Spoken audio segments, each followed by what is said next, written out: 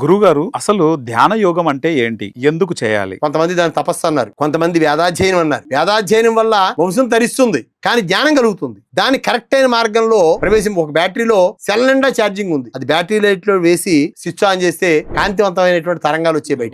దాన్నే రిమోట్ లో వేస్తే టీవీ ఆన్ అయింది. ఇదేమిటి అంటే విద్య అంతా బ్యాటరీ ఫుల్ గా ఛార్జింగ్ అయింది అనుకోండి. వీళ్ళ వల్ల జరిగే సమాజానికి ఏమిటి అంటే మంచి. కొంతమంది ఆనందాన్ని పొందగలుగుతారు, కొంతమంది జ్ఞానాన్ని పొందగలుగుతారు. ధ్యాన యోగంలో అనేక రకాలు. ఆఖరి మనిషి ఒక తప్పు తెలుసుకుంటాడు 60 ఏళ్ళు వచ్చిన తర్వాత. మనం ఎవరినైతే నమ్మేమో వాడు మనం మోసం చేసి బయట విషయం వదిలిపెట్టేసాయి. ఎన్నో జాగ్రత్తలు తీసుకుని చల్లటి నీళ్ళతో కళ్ళకి రెటీనా పొరలు రాకుండా చాలా జాగ్రత్తగా చల్లటి నీళ్ళతో మొహం కడిగాం. 60 ఏళ్ళు వచ్చేటప్పుడు కంటికి పొరలు మొదలయ్యాయి, రెటీనా పొర రావడం మొదలు పెట్టింది. మన కళ్ళు మనకు కనపట్ల. చేయి అడ్డం పెట్టి చూసినా ఎవడా వెళ్ళేవాడు ఎవడు వచ్చేవాడు ఎవడని. ఎంత జాగ్రత్తగా చూసాం కళ్ళని. అవి ఏమన్నా మనం చెప్పినట్టు పోని మనకి ఇంత సేవ చేసేది వీడు, జాగ్రత్తగా ఉండాలి వీడు ఉన్నంతకాలం అని ఏమన్నా ఆలోచించేయా?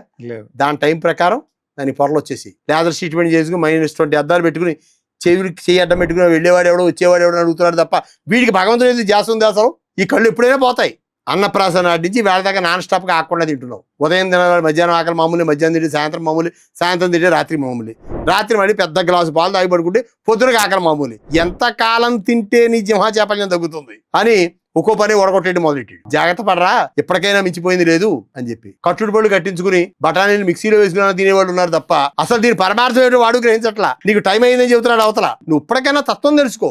పరమాత్మ గురించి ఒక్క నిమిషం ఆలోచించు. నువ్వు నీ కుటుంబమే కాదు, ఈ భూమి చాలా ముఖ్యం. దీనికంటే పరమాత్ముడు ఇంకా ముఖ్యం. నువ్వు మళ్ళీ పుట్టకుండా ఉండాలి, ఈ బాధ నీకు ఉండకుండా ఉండాలి అంటే ఇవన్నీ అవసరం.